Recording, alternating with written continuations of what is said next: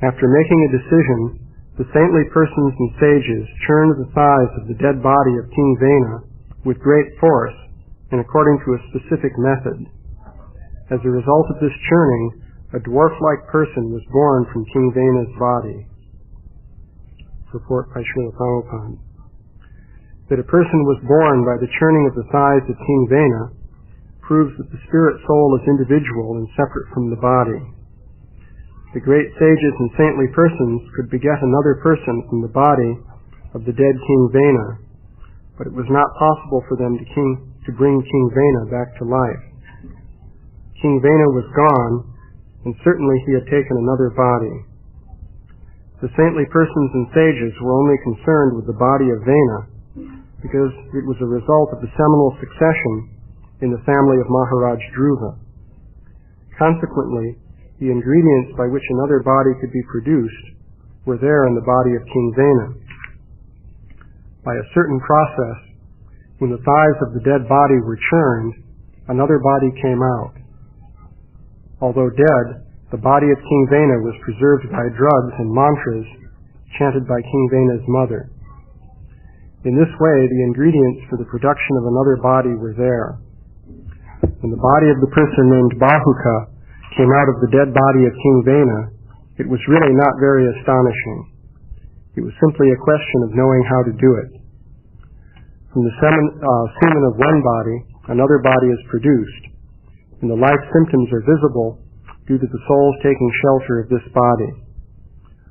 One should not think that it was impossible for another body to come out of the dead body of Maharaj Vena. This was performed by the skillful action of the sages.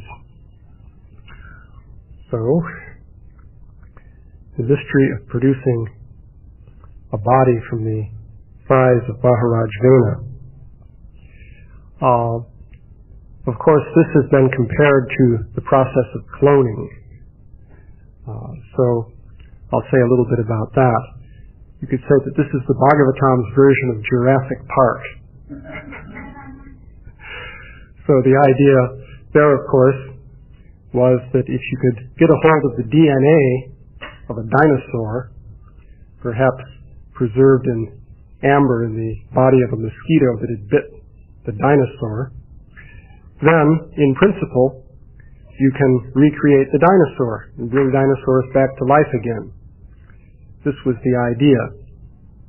Of course, not too many people think that this can be done with dinosaurs, although I understand someone is trying to do it with woolly mammoths, because dead bodies of mammoths that are not decayed are sometimes found up in Siberia. So the idea is that if you can get some DNA from the dead body and appropriately manipulate it, you can produce a new mammoth in this case. Cloning, however, as it exists at present, is something far less ambitious in scope. Basically, for cloning, you need to have a living cell from the body of some organism. Let's say it's a human being. The idea is that every cell in the body has the DNA for the entire body, the hereditary material. So, if you can take a cell from anywhere in a person's body and trick that cell into thinking that it's a fertilized egg cell, then it will grow to form an embryo and you'll have a new body which has exactly the same hereditary material as the old one, and so it should, in principle, look the same or be the same. According to the principle that the living being is simply the body, one would have to conclude that the cloned body is identical to the body of the original person, except, of course, for changes brought about by environmental circumstances. So, the process of cloning, well, the way it works at present is you take an egg cell from a female and then replace the nucleus of the egg cell with the nucleus of the cell from the body that you want to clone. And once that nucleus is inside an egg cell, it thinks that, well, this is a fertilized egg, so it then proceeds to divide and form an embryo. That's the idea. And I understand they have to repeat the process maybe 100 times or so before one takes, and they actually are able to clone a sheep or a frog or something like that. But they're working on the technology. And of course, ultimately the idea will be to clone the perfect soldier so that you can create armies of zombies with the appropriate qualities of obedience and bravery and so forth. So, in any case, in the story of King Vena, of course, King Vena was already dead, so it makes it a little bit more difficult to clone him. And there's the curious phenomenon of this person, Bahuka. There seems to be a doctrine of heredity in this story. Basically, the sages wanted to get offspring from the body of King Vena because of his heredity, because he was in the line of Maharaj Dhruva. And so this would seem to indicate that he had good genes. So the problem, though, was that his genes were contaminated by admixture from his mother. It seems that Vena was the son of Maharaj Anga, who was in the line of Dhruva, but his mother, Sunita, was the daughter of death personified. So, by heredity, Vena was a very vicious and cruel person. Even as a young child, he used to kill his playmates just for the fun of it. And of course, he loved killing and torturing animals and so forth. And then, of course, when he became king, he was another Ivan the Terrible or Hitler or something like that, and he engaged in greatly cruel activities. But the indication is that this had something to do with his heredity, interestingly enough. So can it be that a person could inherit certain personal tendencies towards sinful activities and so forth? Is there such a thing as inheritance of sin? This, of course, is a Christian concept. The idea is that everyone has inherited the original sin of Adam and Eve when they ate the forbidden fruit. So, the Bhagavatam seems to suggest here that there's some principle of inheritance involved. However, the method of dealing with it was a little bit curious. If you look at the modern biochemical techniques, you can imagine that if there were some genes that had a bad effect in the total genome, that the scientists would just cut those genes out using some molecular methods, and then they would be left with the good genes. But in this case, the sages used a more dramatic technique. They produced another complete body of a living person. And the story goes that this Bahuka carried off or somehow embodied the sinful aspects of Vena. Or at least to some extent. Bahuka, first of all, had politically incorrect racial features.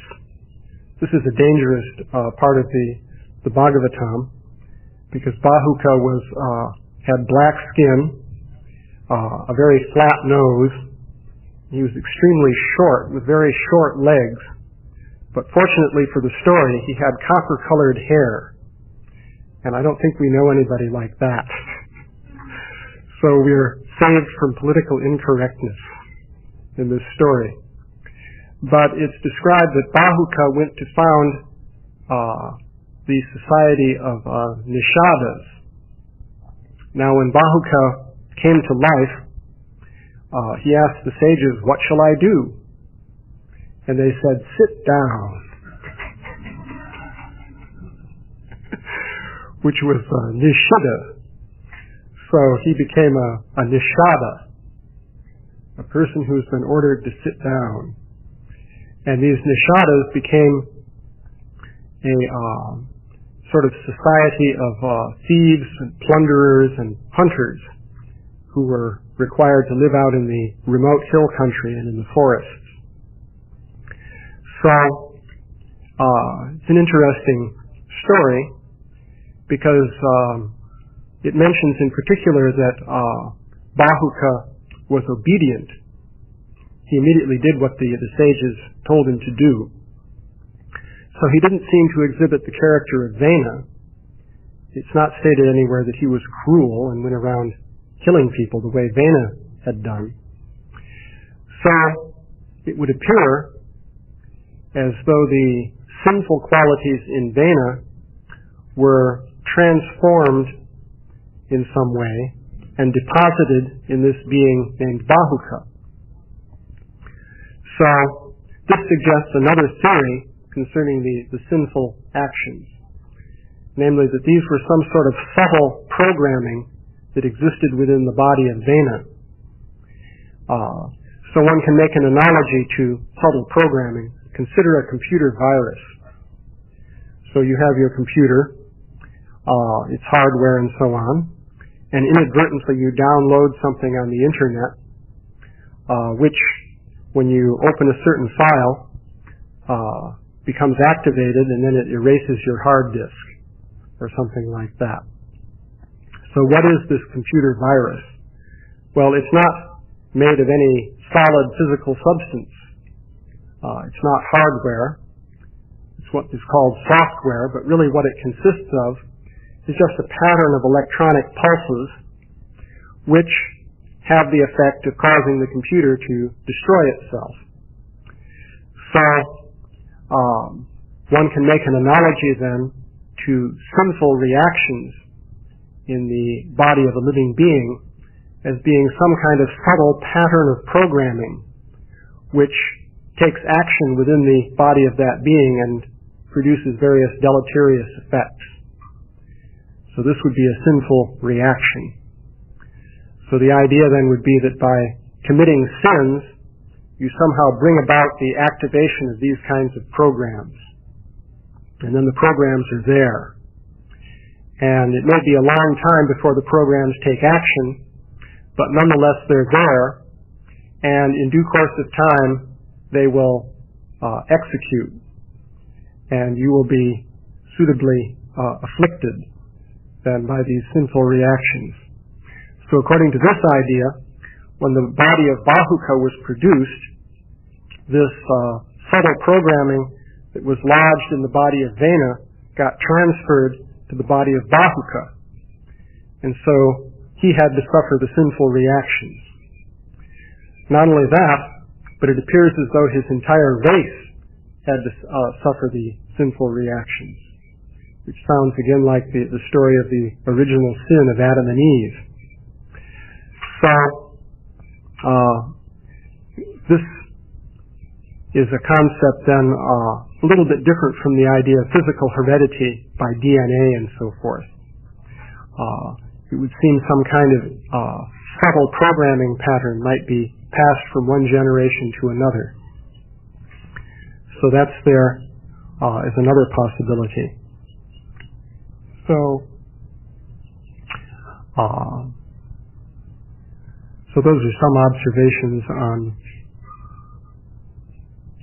Bahuka. Of course, in the next phase, two beings were produced by churning the arms of King Vena. Now that his sinful reactions were eliminated, and the remaining bodily substance was supposedly pure, a new person was created, actually two persons, male and female.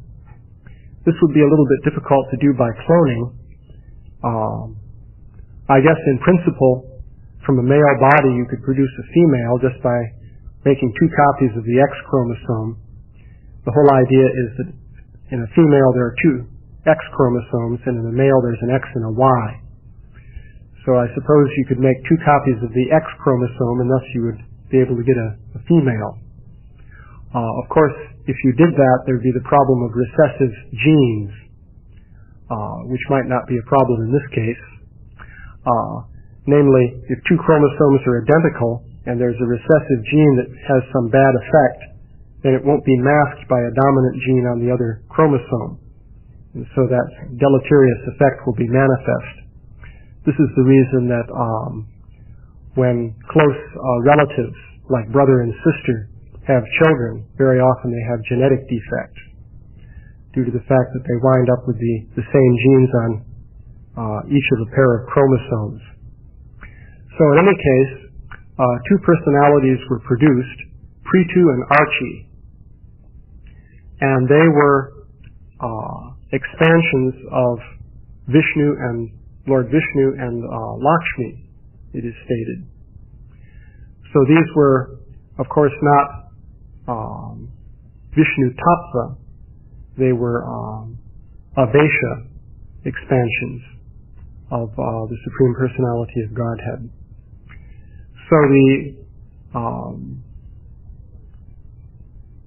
So these persons were produced from the body of Maharaj Vena, and they exhibited godly characteristics, and so on. The story of Prithu, by the way, is interesting. Prithu is described as the creator of organized city life and the bringer of agriculture, which of course leads to the question of exactly what sort of kingdom was there before, since you had King Vena and King Anga and so forth. So kingdoms at that stage must have been organized differently than later on, because Prithu inaugurated organized city life. So it's interesting that when the Greeks came to India under Alexander the Great, they apparently referred to or learned about Prithu and identified him with Dionysius. When the Greeks came to India, they had a rather, it would seem, unrealistic idea of what the Indian people worshipped. They maintained that the Indian people worshipped Heracles and Dionysius. And one would immediately think, well, whatever they were worshipping in India, it couldn't have been Heracles and Dionysius.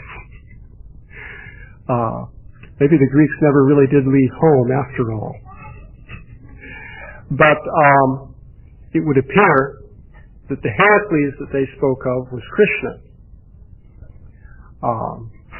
Apparently the Greeks heard about Krishna as being a person who was extremely powerful, had enormous strength, and amongst other things, as a person who had beaten up a multi-headed serpent. So Hercules was famous for having very great strength, and he also beat up a serpent called the Hydra, which had many heads. That must have been a serpent that lived in the water also, just like Kaliya, since his name was Hydra, which means water. So apparently the Greeks identified Krishna with Heracles. So it was a little bit more difficult to figure out who they had in mind as Dionysius. But it seems that at one point it was stated that Dionysius was famous for having been born from the thigh of his father. And that's pretty close to the story of Prithu being born from King Vena. Of course, there are a couple of additional steps there with Bahuka and Prithu ultimately being born from the arms. But the story is pretty close. And apparently Dionysius was famous as the creator of agriculture and the bringer of organized town and city life in the Greek tradition. So it would seem there may even be some connection between the stories of Dionysius and Prithu. But anyway, apparently the Greeks had Prithu in mind when they went to India under Alexander the Great. So anyway, I'll stop there. Are there any questions, comments? Yeah?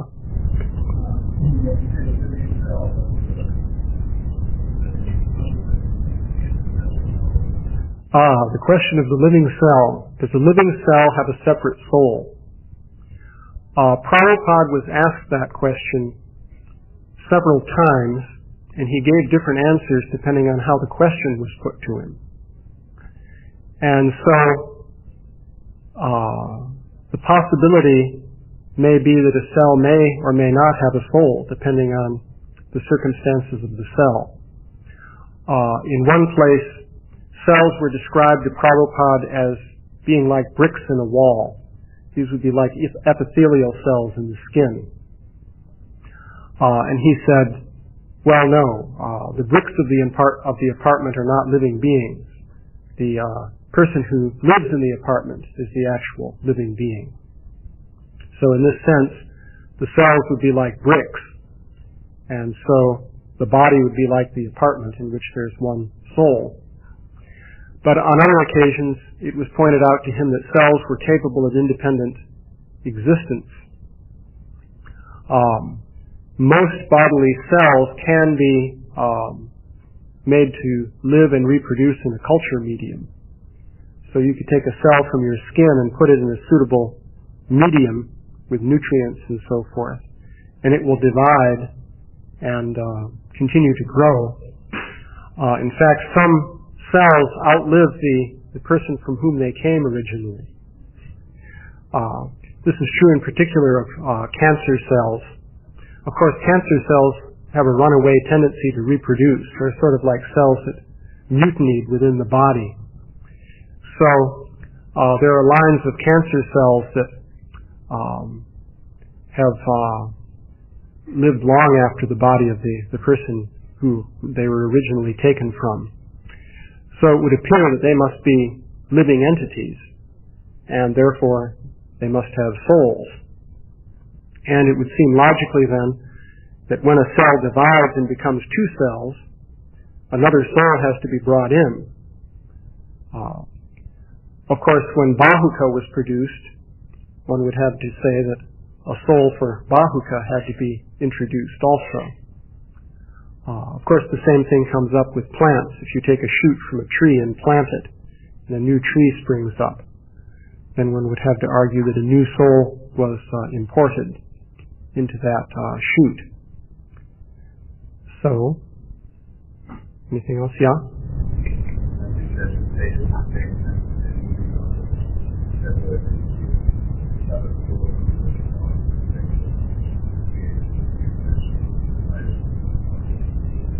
Mm-hmm.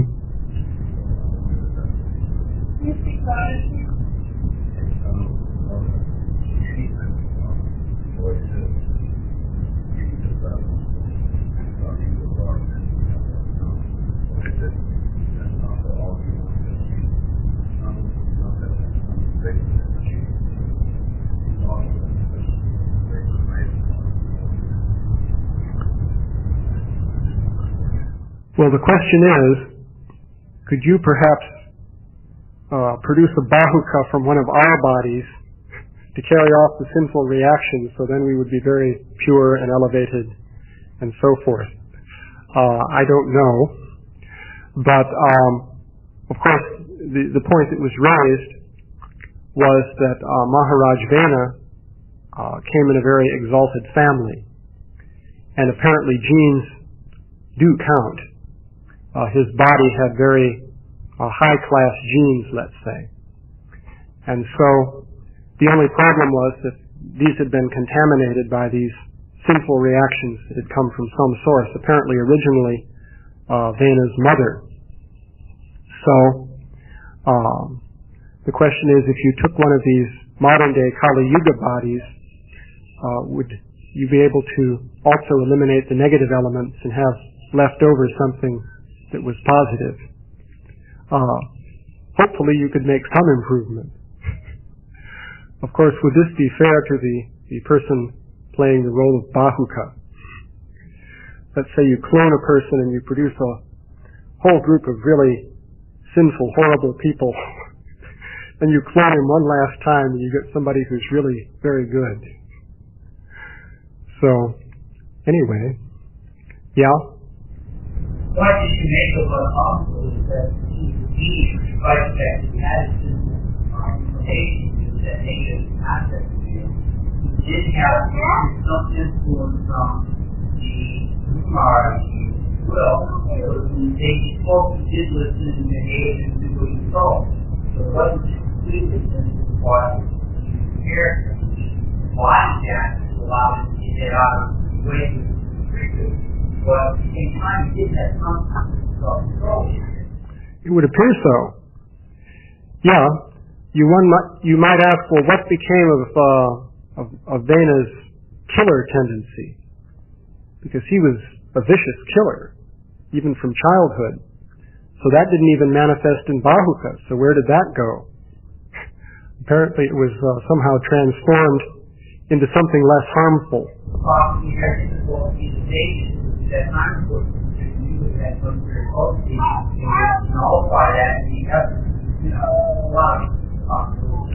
Yeah. Various possibilities, yeah?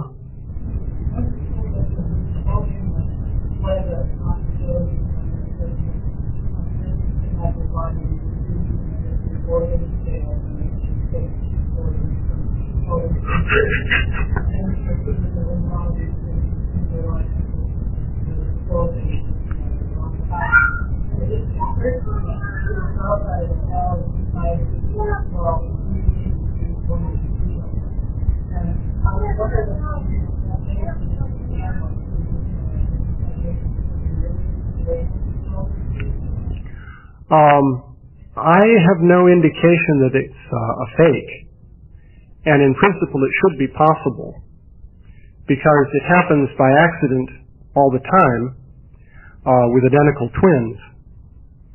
Because basically what happens in the case of identical twins is that the egg cell divides once, and somehow the two cells get dislodged, and then each one separately forms an embryo, and these are considered to be genetically identical, and indeed typically they look very similar, and may even have similar behavioral traits. It may be worth mentioning, however, that in the case of identical twins, there are similarities that seem to go far beyond what you could explain by genetics. Because there are very curious stories. For example, two identical twins are separated in very early childhood, brought up in different parts of the country by completely different families who don't know each other. And then, lo and behold, it turns out that each twin becomes a fireman. Each one grows a mustache that looks a certain way. Each one has a dog named Ralph. And not only that, the dog in each case is the same kind of dog. So you think, wait a minute. I don't think the person could have had genes for having a dog named Ralph. So it would seem that somehow some kind of subtle programming is also inherited by both twins. Something that you couldn't explain just in terms of DNA. So there's probably more to this whole business than DNA. And of course, one may say, well, the scientists don't have the knowledge or power to really create life, but they're not creating life, they're just meddling with it. That's the thing. Of course, now that they're doing genetic engineering and splicing, genes from one organism to another, they're coming closer and closer to the point of trying to play God. So who knows what's going to happen now with transgenic crops. I mean, you could make a tomato with a hemoglobin gene spliced into it and have a tomato that produced blood or something like that. So it remains to be seen what the outcome of all this will be. One more question. The egg that the living entity comes from, is that more than one cell? No, the egg is one cell.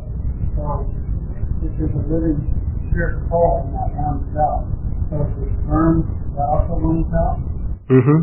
So the beginning of life, because everything back to its origin. So there's one cell, one cell egg, two living entities, two spirit soul. As we begin to see spirit soul, you get that idea of yourself having a spirit soul. So it seems I already call myself a spirit soul when I want to do. That seems to be a problem. Namely, which one gets to be the real soul? And what happens to the other one? I mean, they must be equal at the beginning, but it says that the living entity carries the term. Yeah. Well, that, of course, and consider how many sperm cells there are. And does each one of them have a soul? In which case, only one of the souls makes it. Well, and of course, if each cell in the body has a soul, then as that egg cell divides and subdivides, 2, 4, 8, 16, and so on and so forth, then you have to suppose that more and more cells keep coming in to occupy those, more and more souls keep coming in to occupy those cells. And you have a bit of a problem of logistics in transferring souls. And perhaps it happens like that. It may be that one of the cells has a level of consciousness suitable for being the soul of keep saying cell instead of soul. One of the souls has the karma for being the soul of a human body, and other souls that are there have the karma for being souls on a cellular level, perhaps. One would have to suppose something like that.